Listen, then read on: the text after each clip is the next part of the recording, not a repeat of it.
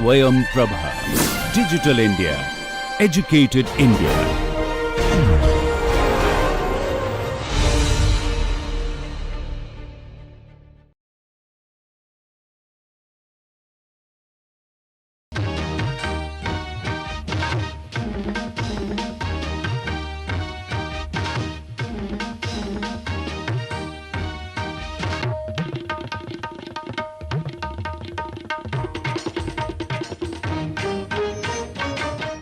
Welcome all.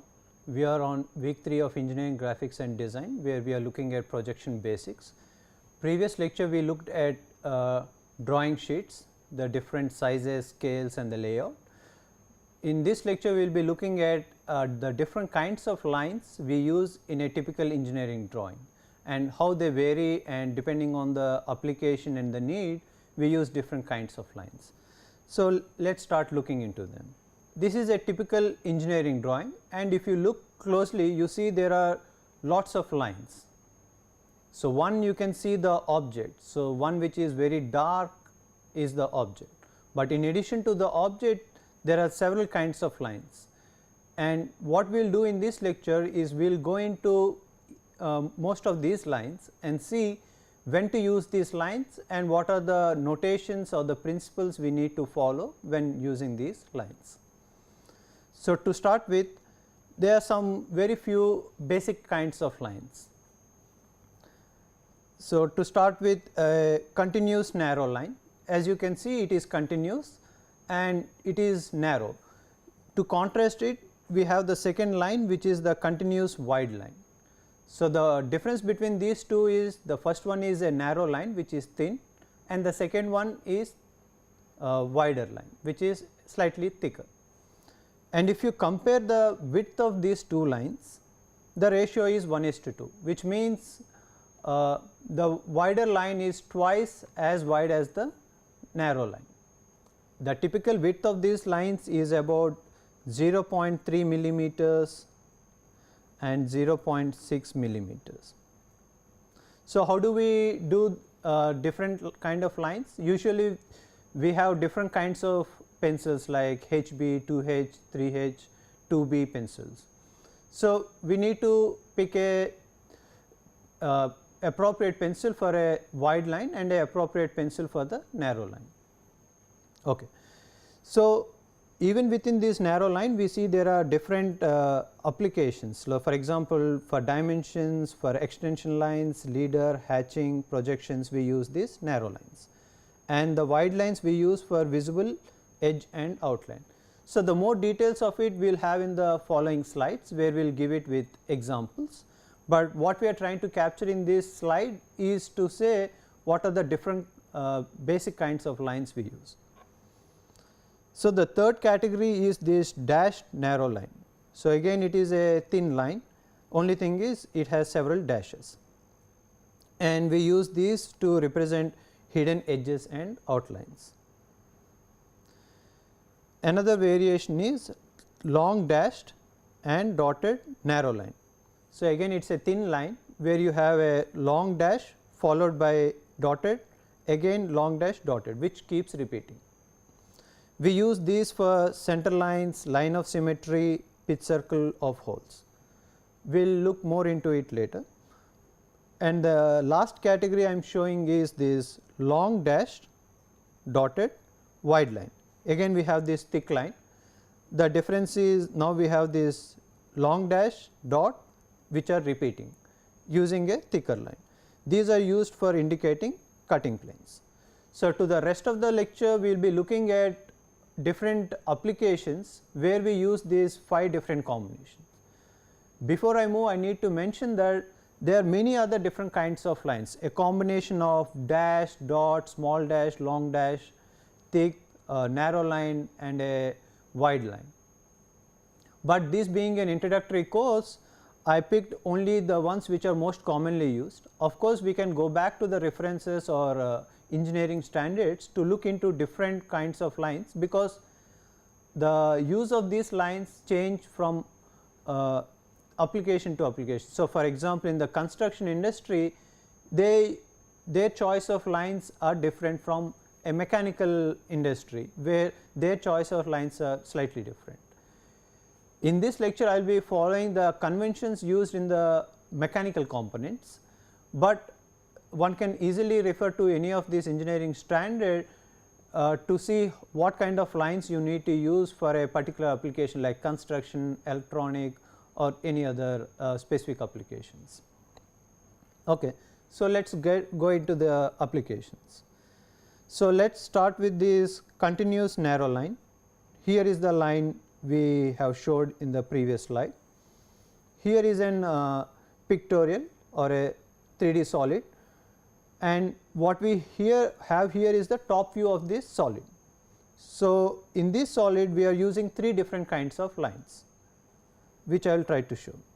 So, first is the dimension line, which is used to show at least in this case how far these 2 small holes are placed.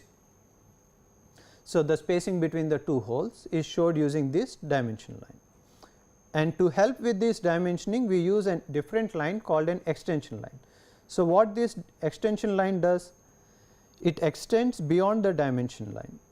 So, it starts from this center of the hole feature with a small gap and then goes to the drawing line and extends slightly beyond the drawing line. So, what is this extension line doing? It is helping us to come with these dimension lines. And the other line we are showing is the leader line. So, what does the leader does? It connects the feature with additional information. For example, here what is it doing? So, it is showing this feature, this circular hole, and what is the information it is giving? The information it is giving is this phi is a simple use to mention diameter. So, it says the diameter of this circular feature is 10. So, what we have is this leader line which is pointing out to the feature, and this horizontal line, though not mentioned here, this is the reference line.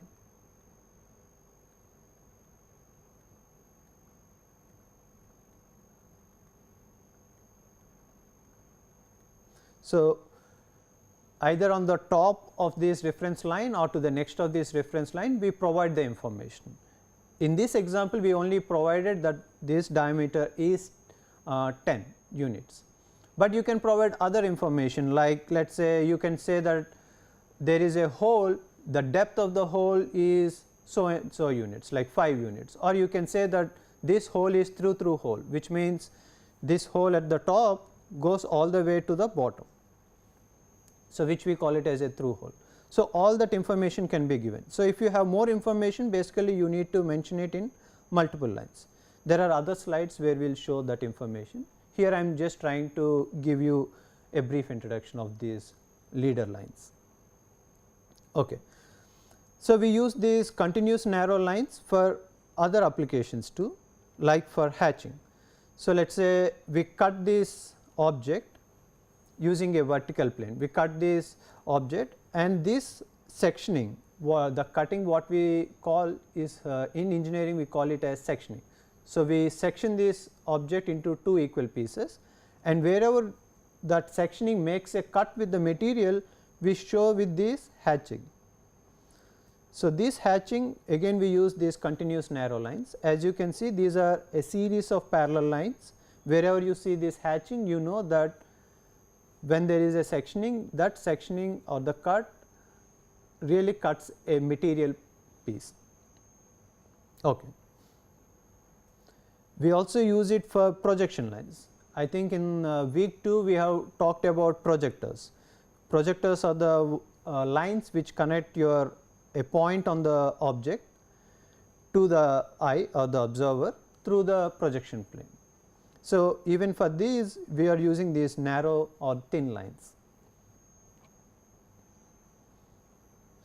And here we are discussing about long break lines. So, how do we define long break lines? These are like continuous narrow line, in between you have this zigzag. And why do we use this? To show long breaks. So, for example, let us say this dimension is like 10 millimeters, but this dimension is very large. let us say like 500 millimeters. So, if I really show all the 500 millimeters, then it will be too long, the object will be too long, and probably it is not necessary because there is not much information. So, you need to simply cut it down using this continuous narrow line with zigzags and then show. Basically, essentially what it says is between these two zigzag lines there is material and there is no big difference. So, probably the same cross section continues. So, by use of these lines we are able to show this very long object in a reasonable dimension, but then we are in the height direction, the dimensions do not change. So, wherever there is a cut, we, though it is here we write it as 500, in reality it may be just like 50. So, we are showing it as maybe 50 millimeters, but the actual object is 500, that is what we write in the dimension. The same thing with the other feature here. So, probably here again it is 500, but here maybe I used only like 50 millimeters to show this feature. So, this helps when we are drawing large components which are very long in one dimension. Okay. So, now we are switching gears. Until now we are looking at narrow lines, now we start looking at wide lines. Where do we use? So, we use them to show visible edges and outlines. So, when we look at any object, we first get an idea of that object by looking at the outlines. So, for example, this 3D model here, if I am looking from the top, what I look at is the edges. So, for example, this is an edge. So, from if I am looking from the top, I can look at this edge and I need to show that edge here. But there are other features which are not edges, but outline. So, let us say if you are looking the same object from the front view, if you are looking it from the front view, this is a cylindrical surface, but still you represent this cylindrical surface using vertical lines. Those vertical lines are outlines because there are no edges, because it is a smooth thing, but still you can see it in the front view. So, this is what I am trying to show, saying that this is a visible outline. So, because this line does not correspond to any sharp edge on the object, but it represents the boundary, surface boundary. Okay. So, as you can see, since you are using a wide line compared to all other most of the lines which are thin or narrow, this feature pops up. So, once you look at any drawing, you will be looking at the wide lines first, which means you will be looking at the edges and the outline of the object first, because we need to capture the object and then go into the details. That details can be like holes or hidden lines or dimension. So, the next category is the dashed narrow lines, which we use for hidden edges and outlines. So, for example, if I am looking from the front view, this is the front view of this object. So, this hole, the hole here, looking at from the front I can't see it because I only look at the front face, but still you know that there is a hole here. So, how do we show that information? So, instead of using continuous lines, we use this dashed narrow line. So, once we have a dashed narrow line, we know that there is some hidden feature which you are trying to show with these hidden lines. And again there is edges and outlines. As I already mentioned, edges are once you have a sharp edge on the object, and the outline mostly shows you the surface boundaries. So, for example, here can you guess what this is? Is this an edge or an outline? So, this should be an outline, hidden outline, because there we are only looking at these inner surface of this hole. There is no sharp edge, but it represents the boundary of the curved surface. Okay. So, now we look at a different category called these long dashed dotted narrow lines. So, where do we use this? First we look at center lines. So, what are center lines? These are axes of cylinder or a conical or a spherical object. At least in this case, what we have is a axis of this hollow hole.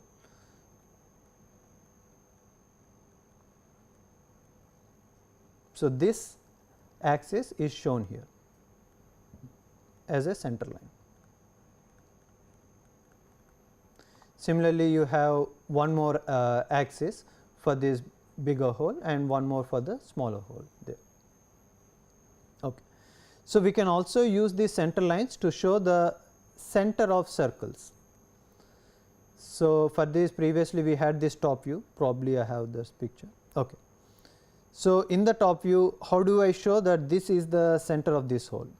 Then what I need to do is I need to use this combination. So, these long dashed dotted lines. So, one if I have vertical and one if I have horizontal, that intersection will tell me it is the center of this hole. So, though I have not shown it here, one has to show that, because that helps you to locate the center of the hole. Okay. The next category is this line of symmetry. So, in this object we can see there are many symmetries, but this is one line of symmetry. Basically, previously if you remember, this is the line of symmetry we used to section the object. So, again we can use the same long dashed dotted narrow lines to show the line of symmetry. We can also use this line to show the pitch circle of holes.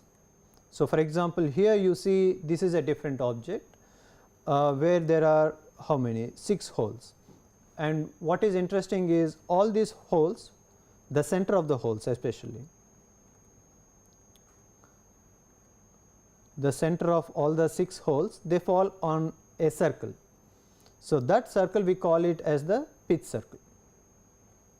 So, it is the circle that passes through the center of these holes. It can be a hole, stud or a bolt. Okay. So, let us say for an engine block we use bolts, right. So, it can be center of those bolts. So, if you have a circle connecting those centers, which we call it as the pitch circle, again we can show it with this line.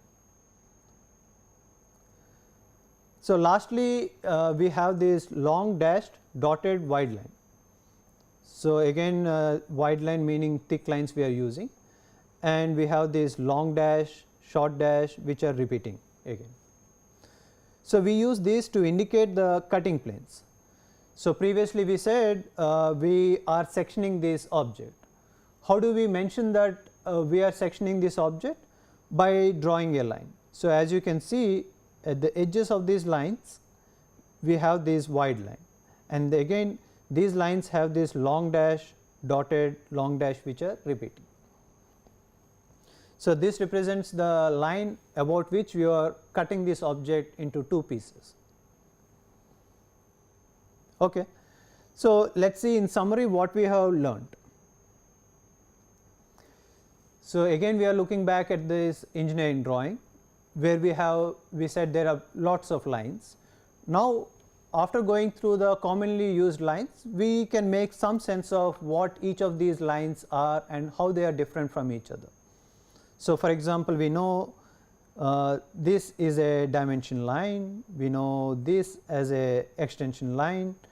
Do we have a leader here? Yes, this is the leader line, and similarly we have these visible lines which are dark. So, the boundaries of the object, which we call it as visible lines by edges or outlines, which we have it dark because if you look at the engineering drawing from a hand's distance, your eye should follow the object first and then to the background information about dimensions and all other stuff. So, we have these visible lines, and we say that there are some hidden features which you may not be able to directly see, but you know that there is some feature behind it which you want to convey. For that we use these dashed lines in narrow lines, dashed narrow lines. And finally, we said we also need to show the center of the line. So, for example, here is a center line showing the axis of this hole. Similarly, there are plenty of other center lines we have. So, I think what we have learned in this lecture is, looking at an engineering drawing, we know we can identify what are the different lines used in it, and we also know the meaning of each of these lines. So, when we read these drawings, we exactly visualize this object as was perceived by the person who was initially drawing these drawings. So, with this we come to the end of this lecture. In the next lecture, we will be looking at dimensions.